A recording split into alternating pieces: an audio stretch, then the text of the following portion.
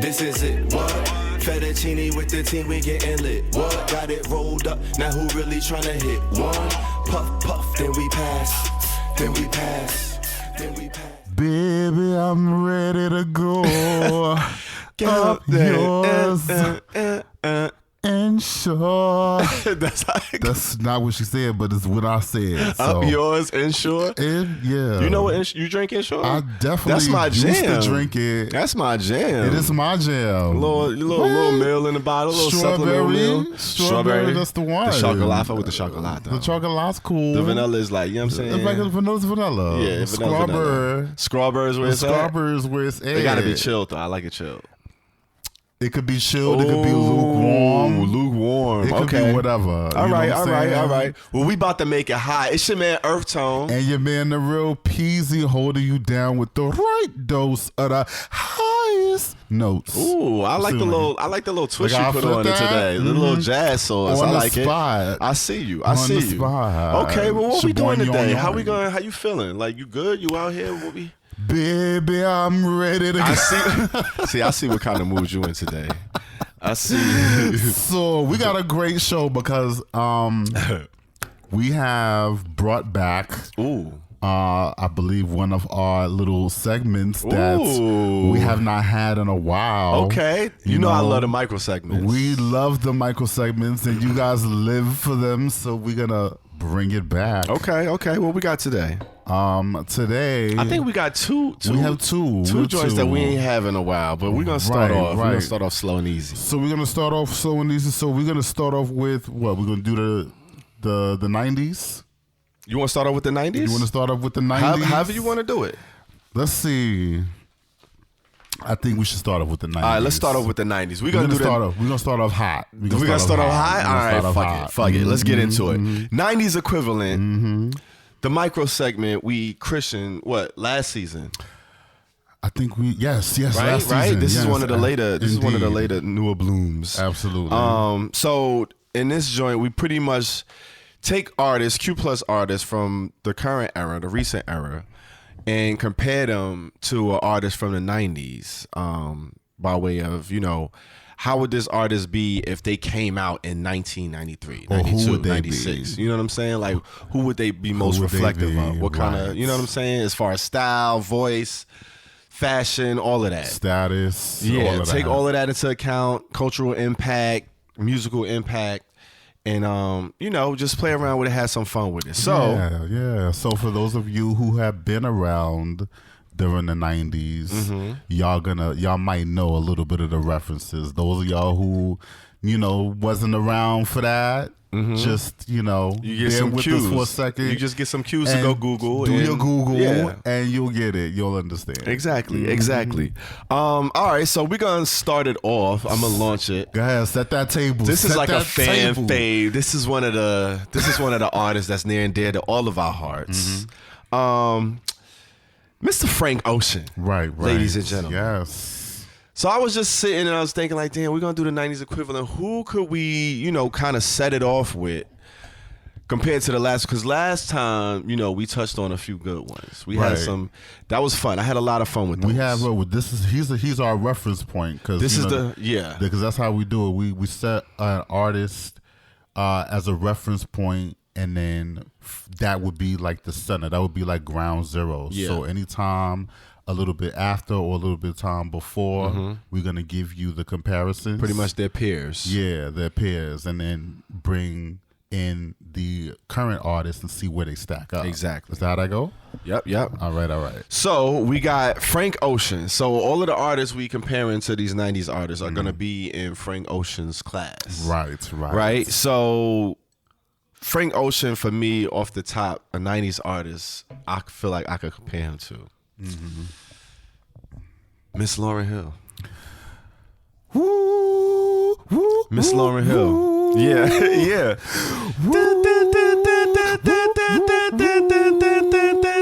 Remember back in the days when they used to harmonize?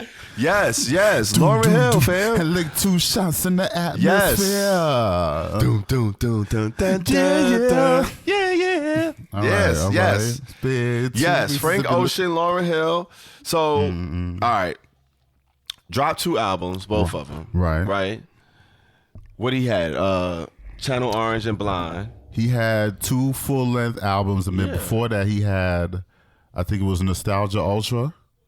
Yeah, that was like an EP. That was an EP. That was like a little EP. Yeah. Lauryn Hill had Miseducation, Unplugged. Those was like, you know what I mean? And then they kind of just like dropped off the face of the planet as far as creating so much. But they were definitely still prevalent and still had a cultural impact, both of them.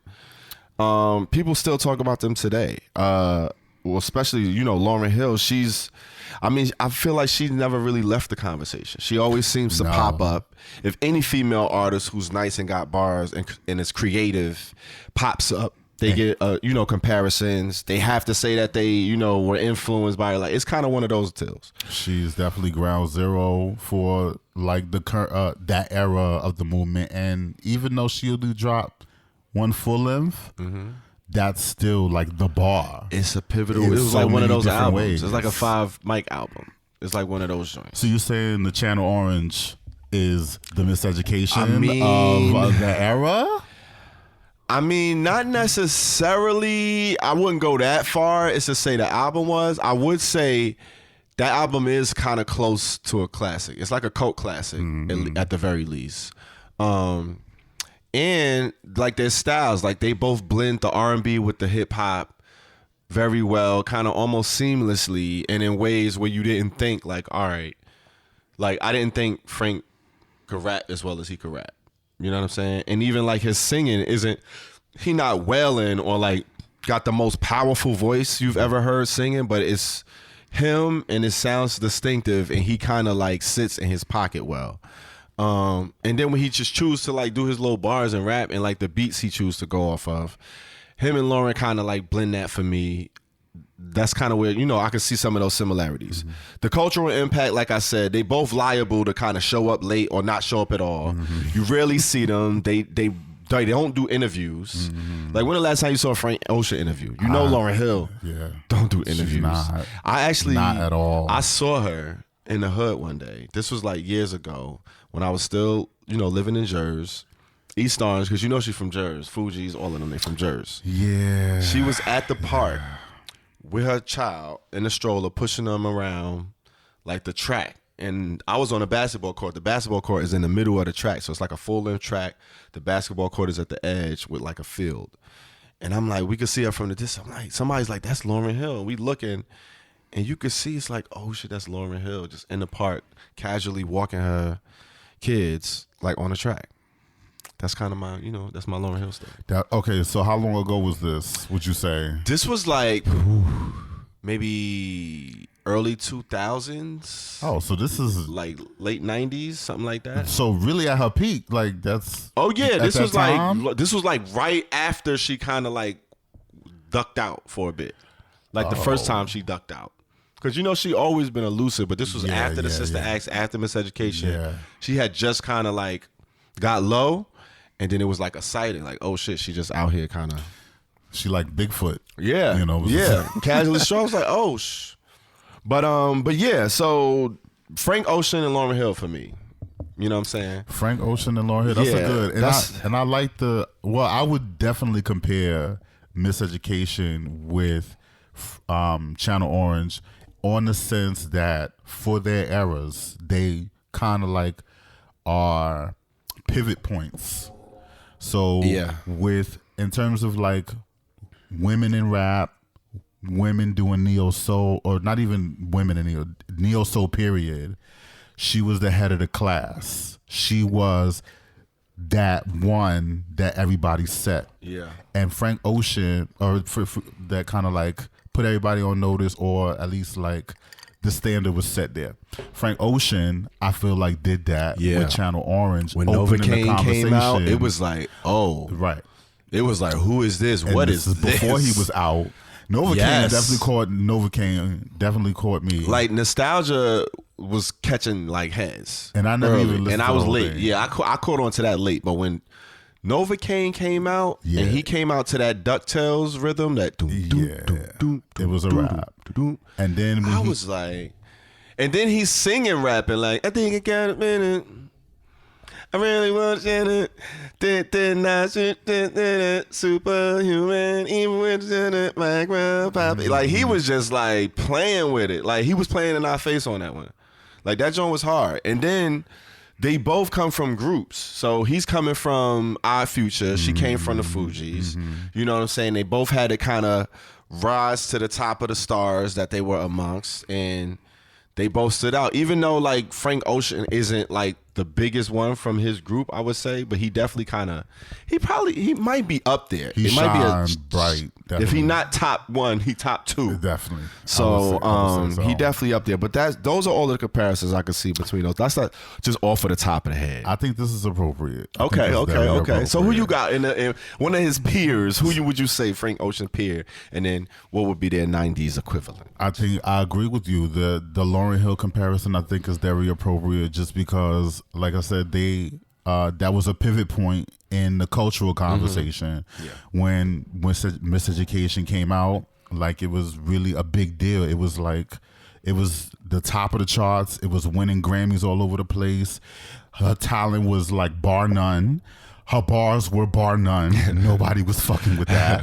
You know what I'm saying? And in terms of like women blending, they showed us how to rap and sing in the same track and be equally as good. Yeah. And really like set the stage for everybody that wanted to do it after that. Damn, you're right. So I think that is very important. And I think Frank Ocean, in a lot of the same ways with the alternative R&B and being kind of the head of the class of that movement, I think is appropriate. He definitely spawned a bunch of babies. That era. And then once he came out, or at least sort of came out, you know, ish. Whatever. Yeah, never quite, but he opened that conversation up.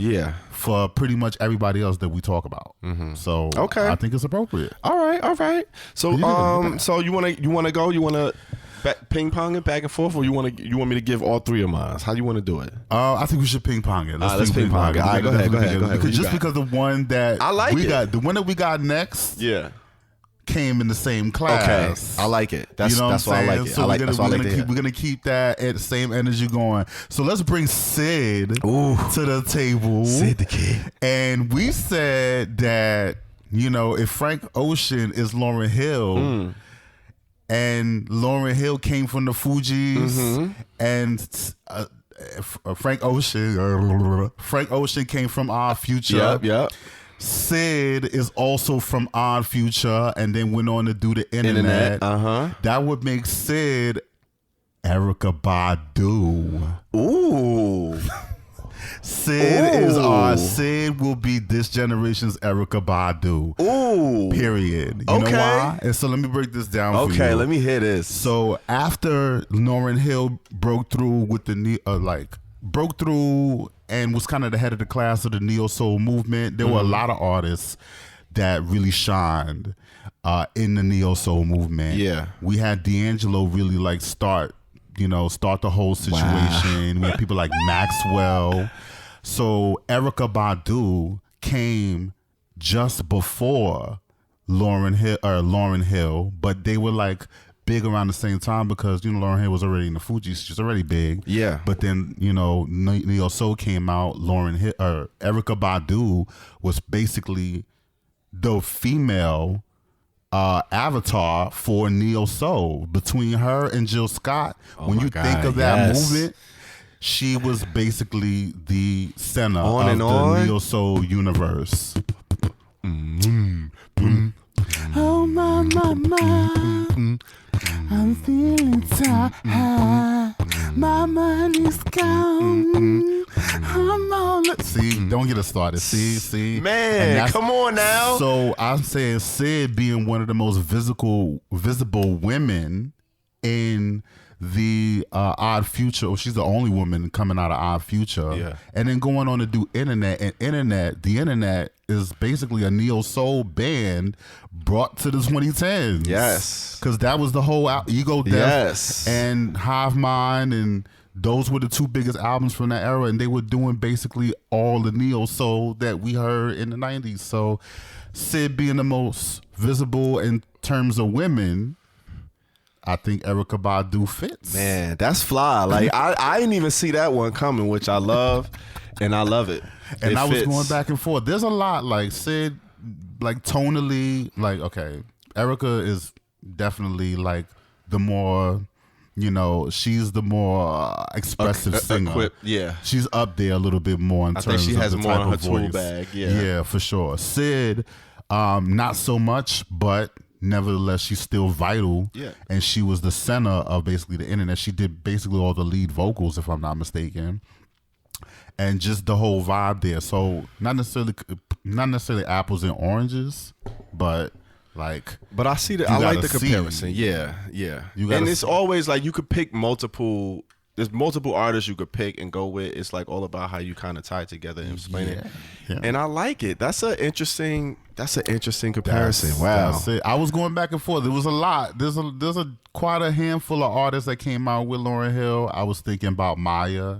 Yeah. I was thinking about Amel LaRue from Groove Theory because they have similar vocal tones.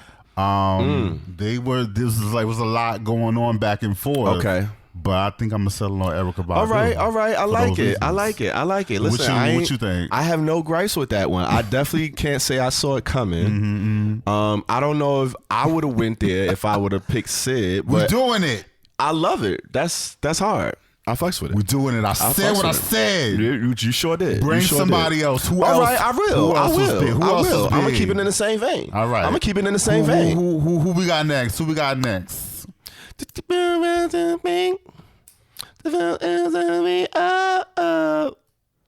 Yo, my boy Steve Lacy.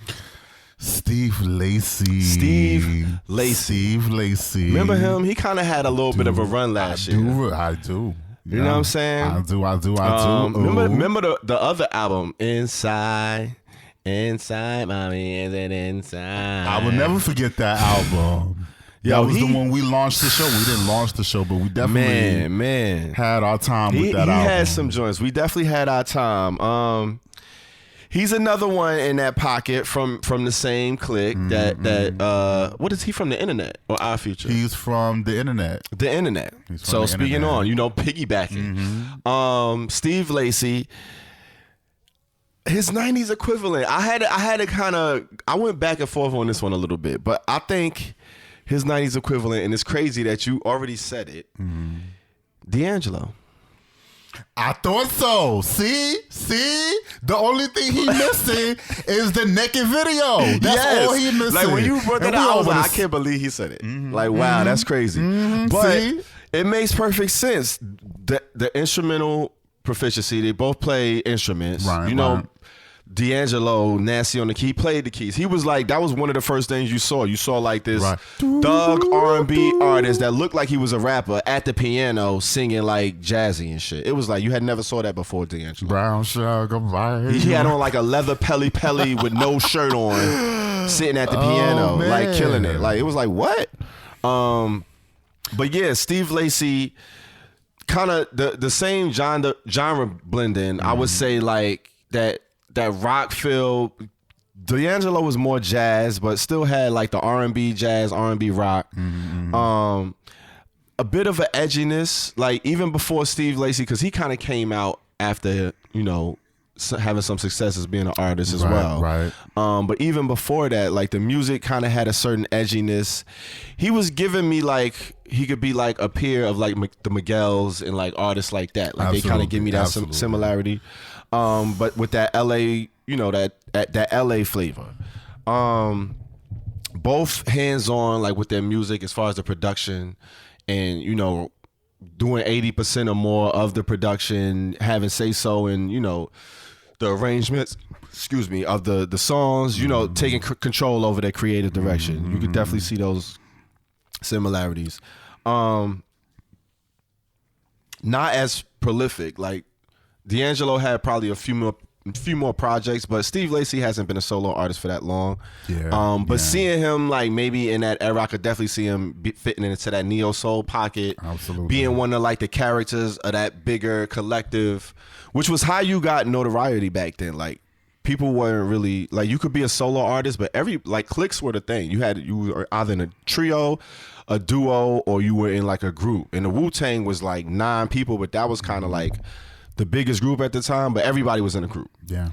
Or you was in a collective or something like that, especially with the neo soul movement. And there was like an era where you know, it was kind of, you had to pick a side. It was like the conscious neo soul backpacker rap or the gangster, the flashy Soulquarians, money chasing music. Yeah, it was like a whole thing. It was the Jiggy era. Exactly.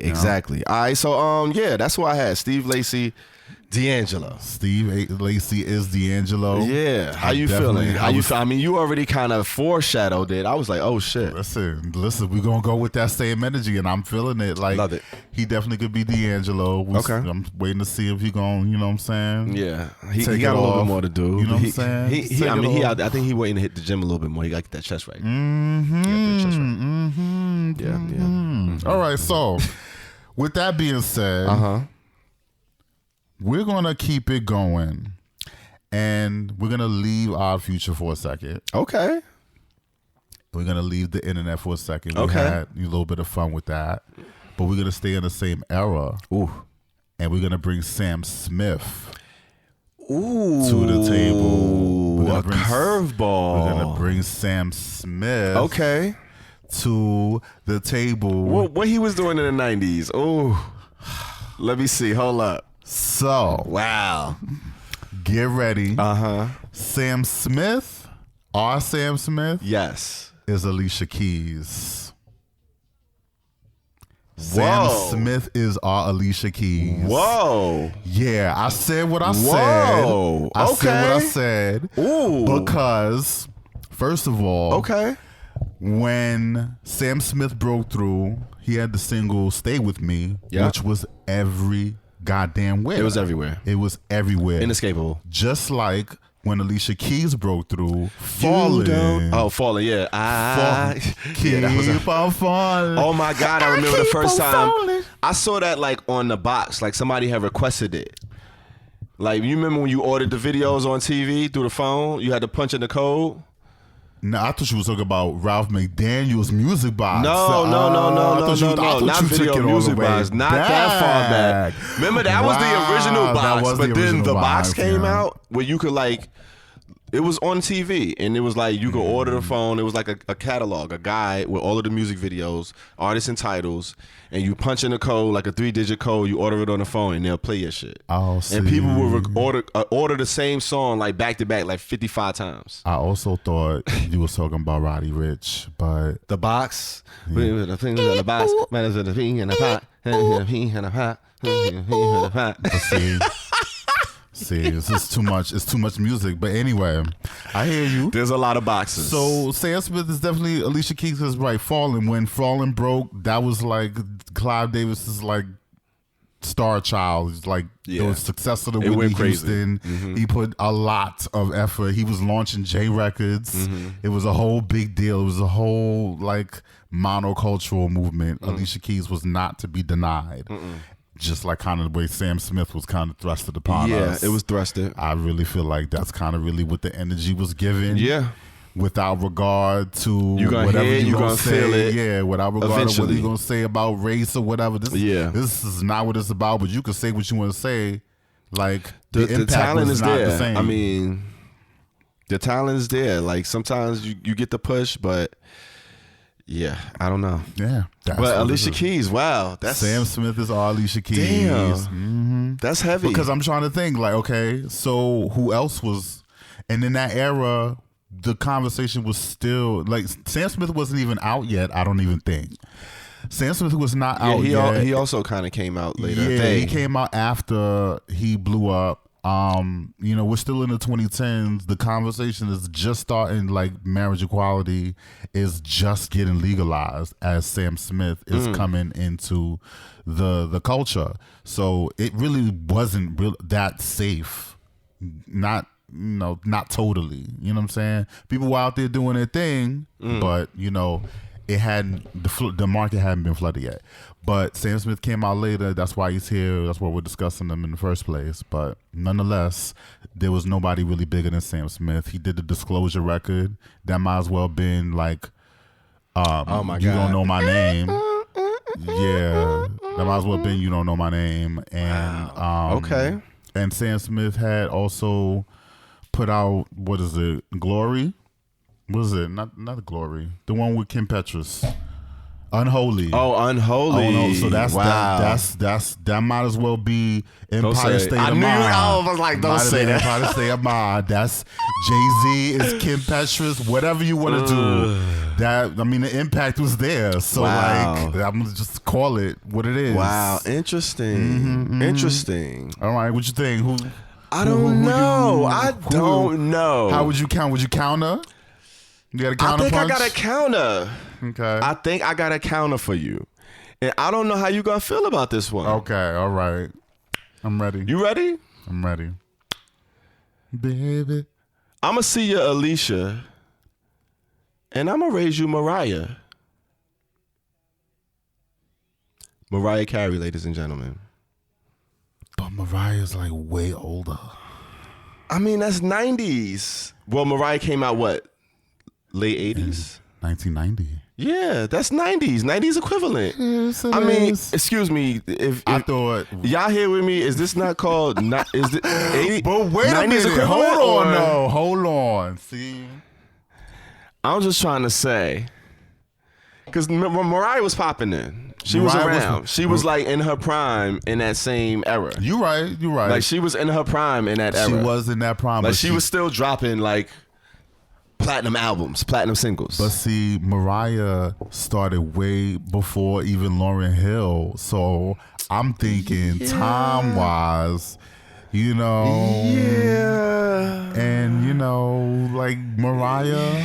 I feel like she will be in that crowd. Like you gotta talk, you gotta speak her name. Like you can't come outside and not. Like Alicia Keys had to compete with Mariah. She ain't had to compete with Mariah. She did have to compete with Mariah. That's what I'm saying. Like, but not really. They was competing. Yeah. She might have been like one of the vets. Like they was competing. She was still in her prime. You man. could still say. I mean, I don't know. That would be my counter. That's what. That's what I would say. Respectable. Respectable. All right, respectable. All right. You know, respectable. Okay. I'm gonna hold on to my Alicia. Nah, listen. I don't hate the Alicia. I just Listen. like felt like, you know. I don't know if you gonna say Alicia. I feel like, I mean, I'm going with the time. I'm just going with the time difference. Oh, so she not relevant. Wow. Okay. I don't know. Wow. All right. I thought the 90s equivalent was 90s equivalent. I mean, listen. Okay, well that's cool though, because since you took it away from our future, I'm gonna bring it back real quick. Okay, bring it back. You notice my man's in them. My boy. Who that is? Tyler the Creator. Tyler the Creator, right? Oh man. So if Frank Ocean is Lauryn Hill, okay, right? You said Sid was Erykah Badu. Sid is Erykah Badu. You said Steve Lacy was D'Angelo. Mm-hmm. You said Sam Smith is Alicia Keys. Sam Smith is Alicia Keys. Tyler the Creator. Tyler the Creator. Andre 3 Stacks. Andre 3000. Oh. Yeah. That's how I'm feeling about it. Both got that left of center presence. You know what I'm saying? Like you see them. I mean, Yonkers came out, the black and white. He's sitting on a stool, just him, almost eating a cockroach, playing with it on his hand. It was crazy. When Andre first came out onto the scene on his own, hey y'all, like impactful, different, left of center in a different way. Like both kind of make statements with fashion. Both lyrical, got bars, like can rap. Like rap. Andre 3 Stacks is like on some, he's like God level MC. I don't know if I would put Tyler there quite. Maybe a couple tiers below that. Definitely below that. Yeah. But as far as like, I mean, rappers, like I like to hear Tyler rap. Distinct voices, like they both got voices where you hear them and it's like, all right, Tyler got the deep booming voice that's like, it's kind of growly. He sound assholey. He like kind of half say his words like it's a drag to get him out. And then Andre 3 Stacks just got that nasally. I ain't gonna like he got a little bit of that pimp and player nasally swang to his flow with the, of course, the Atlanta cadence.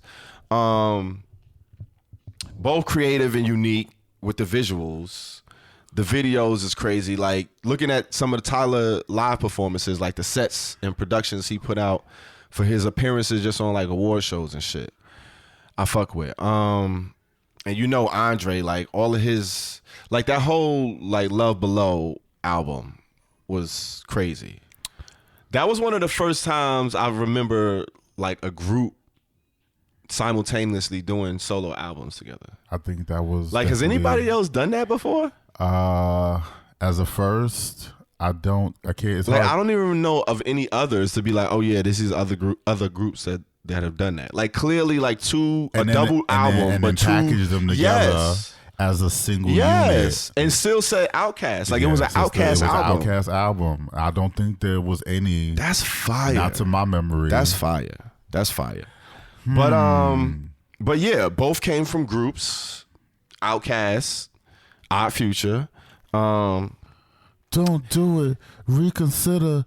Read some litter. Sure on the subject. You sure? Well, fuck it. You know we got your back like chiropractic. If that bitch do you dirty, we'll turn her ass out as a detergent. Now hurry. Go to the altar. I know you ain't a pimple. Remember what I told you. Ooh.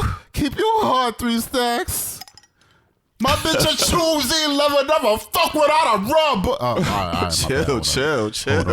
Chill. You cool. Had a moment. Read some litter. Sure. So you giving Tyler the Creator all of that? You giving him all of that? Oh, it sounds like you got a counter. Like if you got a counter, just say that. Like. Because I'm hearing a lot of undertones. Well, listen, if he's going to be Andre 3000, what does that make Earl Sweatshirt Big Boy? Maybe. I'm just throwing it out there. I'm not mad at that.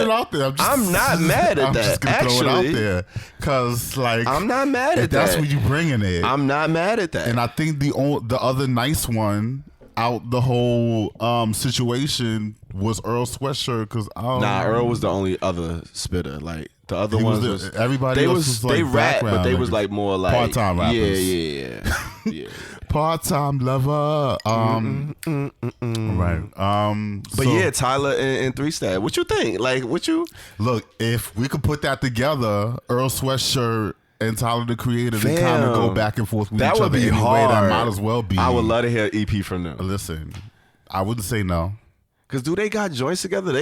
I fuck with Earl Sweatshirt. Like I like his style. I like he kind of, and him and Tyler kind of got the same tone-ish. Like, I don't think they have albums together because Odd Future was a whole like collective. Yeah, no, I don't know about albums, but I don't remember songs like with just them two on it. And that would be that's interesting. I wonder why that never happened. That's what I'm saying. Oh, must be some beef there. But maybe Tyler and 3 Stacks. That's what I got for you, man. All right. So well, how you gonna round us out? Okay, so we're gonna round it out with Kalani, and this one was a great one. This was a little bit after. She came out a little bit after Odd Future. So because of that, I would say she is Tamia. She's Tamia.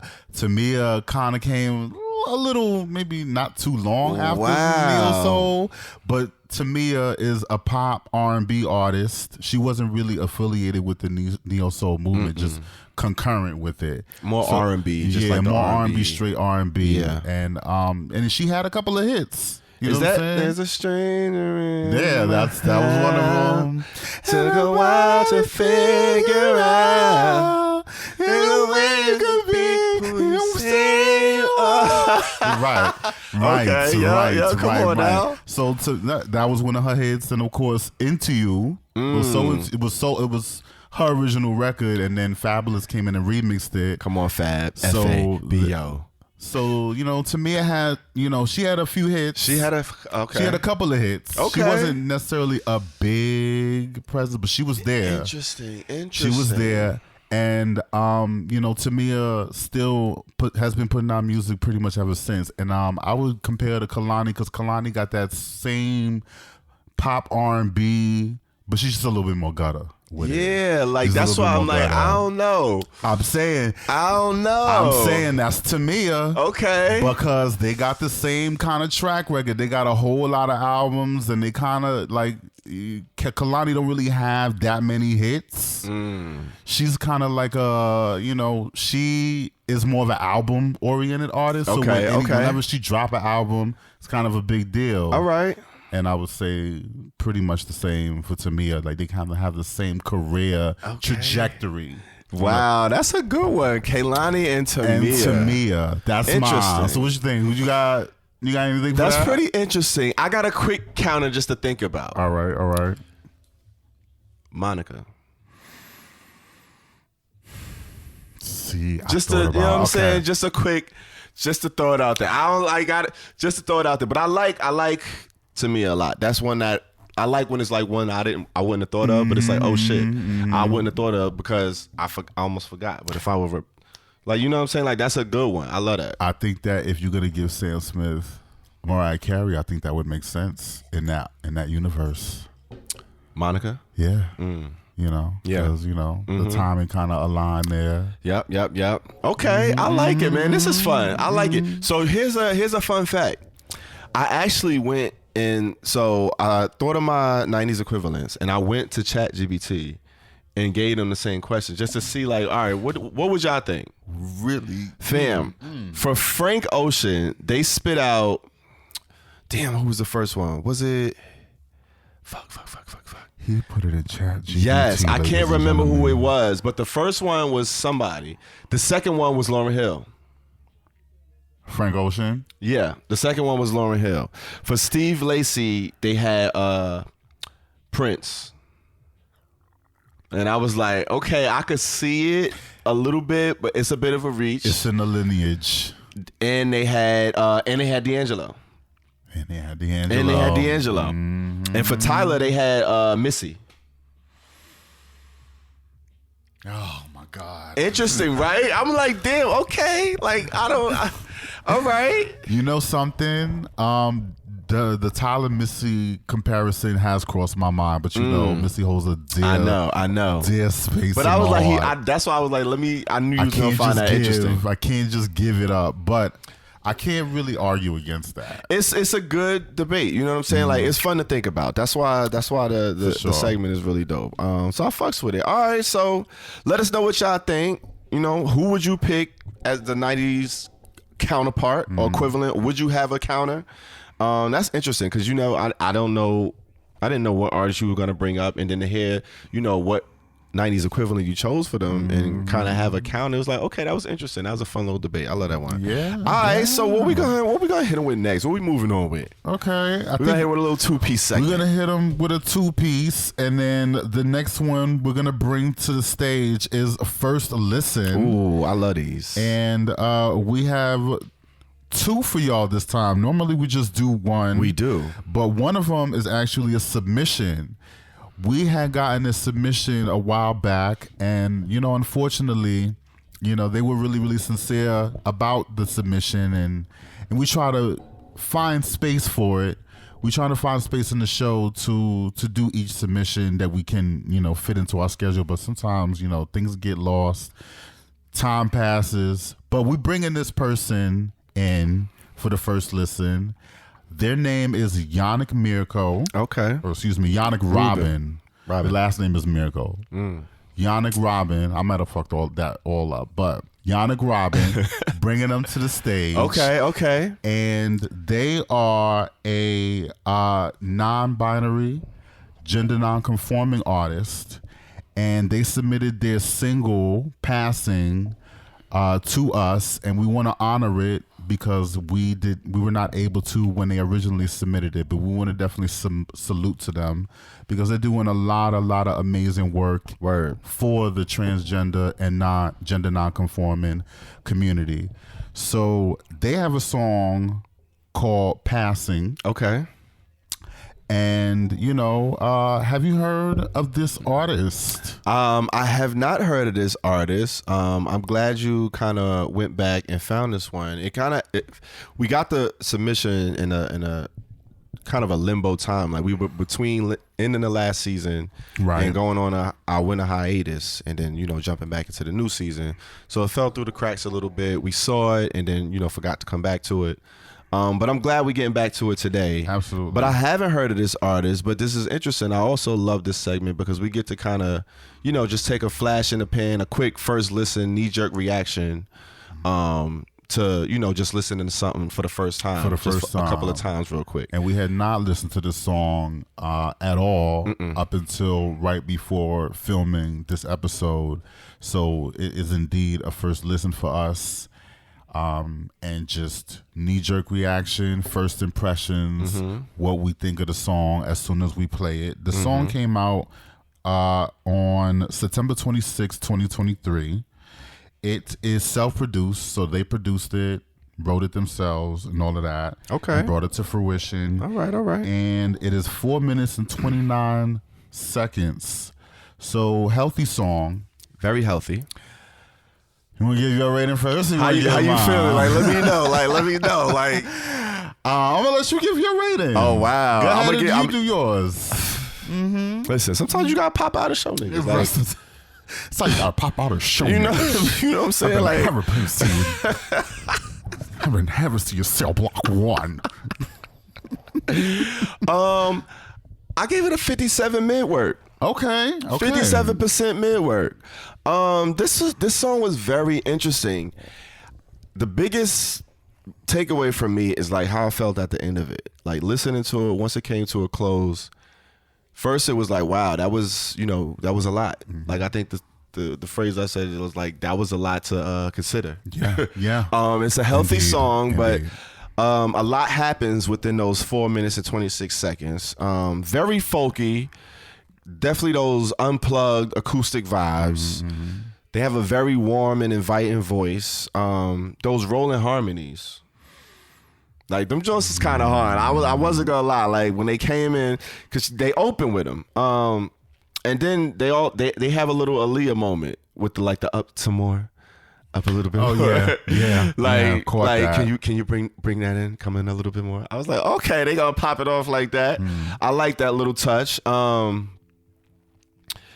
Voice get a little deeper, act a little meaner today. Like they playing into the fact that, gender non-conforming, I might feel one way today, I might feel the other way, but I still need the validation. And I walk by and, I run up on a stranger or walk by a stranger, will I get the validation that I'm seeking, or will they kind of, be a dick or an asshole or not care either way? And that's what they're portraying in this song, I felt like, which I picked up on. I felt like the messaging was definitely, it was poignant, it was dope, it was needed, it was kind of eloquently like put. You could hear that they're playing the guitar, it sounds like. Right. And then like they had a beat change. You know how nowadays a beat change is like essential. Like if you don't have at least one beat change, you gotta keep it interesting. Sometimes you got 3 like or 4 minutes. Yeah. So this was like the first acoustic like beat change I heard. It went into like a whole nother joint, and I was like, okay. And then they kind of chanting on this one, and it's pretty much like I can't breathe for nothing. And I was like, oh, all right, like, because at first I didn't quite know exactly what they were saying. I was listening. I was like, I could hear the I can't breathe, and it's like, all right. It's like I can't breathe for nothing. And then they just keep saying that stanza for like 8 bars, which I thought was kind of smooth. And then it's like at the end, I kind of felt like the impact of the song. I felt like what they were trying to portray, convey. And it was like, that was the first time in a long time I heard and got to the end of the song. I was like, damn, like what did I just experienced something. It was kind of dope. But would I go back to it 1,001 times? No. Is it a bop? No. But it's definitely a creative and powerful piece of music. And I fucked with it. You know what I mean? 57% mid for me. 57% mid. Yeah. You know what I'm saying? That's a healthy bowl of oatmeal. You know what I'm saying? You don't always want oatmeal every day. So it's like you might not have that all of the time, but when you have it, it's like it's a treat. It's like, oh yeah, this is like, wow, I just got a lot. I feel full. I got a lot from that bowl. Sometimes oatmeal be all that's in the pantry though. You're gonna sustain. It's gonna sustain. It's gonna definitely sustain you. You know what I'm saying? You might be able to skip the next couple meals. You might, maybe if you have to. Indeed. Yo. How you feeling though? You know what I'm saying? You putting pressure on me to get my grade. You don't want that pressure. I got that pressure. You know what I'm saying? You don't want that pressure. Yeah. All right. Shout out to Mr. B Hood. I gave this one a 70. 70. I give it a 70. 70 loud. 70 loud. That's a loud, right? Yes, that's a loud. Because I be mixing it up sometimes. Ooh, you know what I'm saying? Okay. But I gave it a 70 because, man, I needed a moment. So, sometimes people's experiences are so like overwhelming, and then once it's put to words like music, you know, you gotta understand music. It's not an easy medium to come around to. Like, you have your ups and downs with it. So to have the bravery, to have the courage to just be as vulnerable as you are, and then it's just you and your voice and an acoustic guitar. That's got to be one of the most vulnerable aspects of performances. So I have to give them points because I really like their voice. Yeah. I like hearing the vulnerability. Like, I can't breathe for nothing. You know what I'm saying? They have to bind their chest because that's part of the transitioning process for some people who have that experience. And they're doing that just because that's how they feel. That's what their body is, you know, that's where they feel like they need to be in order to present themselves to the world in a way that is whole with them. And all they're asking for is a little bit of dignity. That's it. At the end of the day. And you can't get more vulnerable than that, because that's all we're trying to do at the end of the day is just be respected and be dignified. And some people can't even get that just because of the fact that they look different than you and they decide to live their life in a different way. So putting that to words, putting that to guitar, just you being naked like that. Yeah. It kind of gets me. Yeah. Like, I definitely get it, and it had a little bit more of an impact. It won't necessarily be a bop for me, but sometimes you don't always need a bop to kind of get by. Sometimes you need that mood music. Sometimes you need to eat your fucking vegetables. Sometimes you need to clean your fucking house. Sometimes you need to do your laundry and wash your ass and do the things that you don't always want to do because some of y'all nasty out there. But that's just how it be. You know what I'm saying? I'm just giving you a little bit of perspective here, but that's really how I felt about this record. 70 for me. Wash your damn ass. Wash your ass. You straight motherfuckers, you nasty ass. Wash your ass. Scared to touch your booty ass motherfuckers. Ooh, okay. I love it. All right, so we kind of, we definitely hit on a couple of the same, nail heads. 70% loud, 57% mid. I love it. All right, Yannick Robin, let's go. I definitely want to hear some more from them. That would be. I definitely want to hear some more. I'm definitely interested. I'm interested in seeing if they release anything lately. For sure. We was definitely late to the game on that one, but I want to check some more out. All right, so who we got next? Who's the other one? You said we had two. So the next one we bring to the stage has been on the show before. We want to welcome them back. It's Jackie Tsunami. Okay, Big Jack. You know what I'm saying? They just dropped their mixtape or project. I don't know what it's called, but project is called Jackie. Okay. Self-titled. It came out June 14th of this year, our Lord. Yeah. And we reveal the first song. Okay. When it's a self-titled, it's just your first name. You got to go in. I want to hear them like go Michael, in. You know what I'm saying? Killer Mike just did Mike. You got to go in. Go in. All so right. the first song on the album is called Off Key. And it is 2 minutes and 24 seconds long, and I gave it a 76 loud. Ooh. Was that a fire? That's a fire, right? That's a fire. That's a fire. So it's fire for me. 76 fire. Damn, okay. I wrote down loud, but I always fuck it up. Yeah. You gotta look at the scale. You gotta look at the scale. Right. And I remember like I can't be halfway with it no more. So we're just gonna go in. It's a fire for me. Just go in. Like I dig the way they chopped up the Alicia Keys sample. Speaking of people who just mentioned how that came out. That's crazy. So I like the way they chopped it up. And they chopped it up two different ways because you heard the beat change at the end of it. You gotta have at least one beat change. You gotta have at least one. And Jackie Tsunami got a sexy ass fucking voice, man. So he could be fucking dubbing me and like cuffing me at the same damn time. And he pretty much did in this song. And that's kind of really what was going on. So you could do that. He was pretty much doing that. You could get away with that when you have a voice like that. So 76 fire for me. That's really all I got to say. Like it's a dope beat. He caught the flow. Yep. He caught the beat. Kind of drill with it. You know what I'm saying? Doing what they do with drill beats, taking like 2000s era songs, and I fuck with that. I fuck with that style. I fuck with him.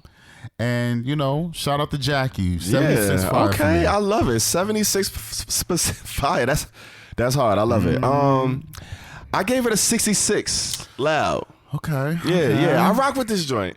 This joint was hard. The beat, I mean, soon as I heard the dun dun dun dun, I was like, all right, that's fire. Like I fucks with it.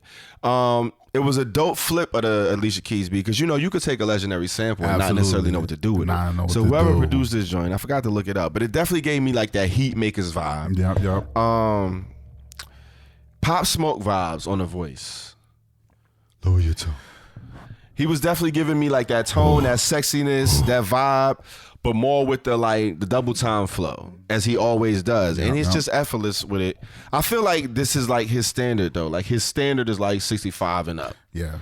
Like, I fuck with Jackie. So like when he hit the pocket, he like in the fire range for me, like upper fires. So this is like one of his like, regular joints. This is like the street single type joint, which I fuck with, I rock with. I'm not feeling you the way you feeling me. Like he closing the joint like that. Like you might have been a man in all your other relationships, but like you just alright. You just regular. Like you cute and all that. But you cute and all that. But I ain't really feeling you like you feeling me. Like you know what I'm saying? The beat switch, like you mentioned, was crazy. I fuck with it, man. I'm happy to see you back creating. It's been a little minute. Yeah. So yeah, that's where we at with it. Jackie Tsunami, 76 fire, 66 loud. Let us know what y'all think. That was just our first listen. You know what I'm saying? I got to go back to both of these joints to listen to them because definitely check out like you said, man, that Yannick Robin joint was, man. Yeah, I remember I'm like at the end of that joint because I went back and forth too on my grade, like back and forth a little bit, but it was like at the end it just hit. I was like, damn, that was something. It's a sobering record. It's definitely a sobering record. Yeah, it was like, wow. So, we both had like a few seconds of just sitting there. You catch our breath. Because that shit's powerful. Whoa. And it's the fact that like it's just him, his voice, their voice. Yeah. Excuse me and for misgendering. Them, their voice, their guitar, and their vulnerability. Yeah. And that's I think it's powerful when you do it like that because you got nothing to hide behind. Check out that Jackie Tsunami, Jackie project is out all over streaming networks. So make sure y'all go support these artists. Okay, these Q+ artists that we had on the show. Absolutely. And on that note, we're gonna end it like we always like to end it. On the motherfucking high note. This is it. What? Fettuccine with the team, we getting lit. What? Got it rolled up. Now who really tryna hit? One puff, puff, then we pass.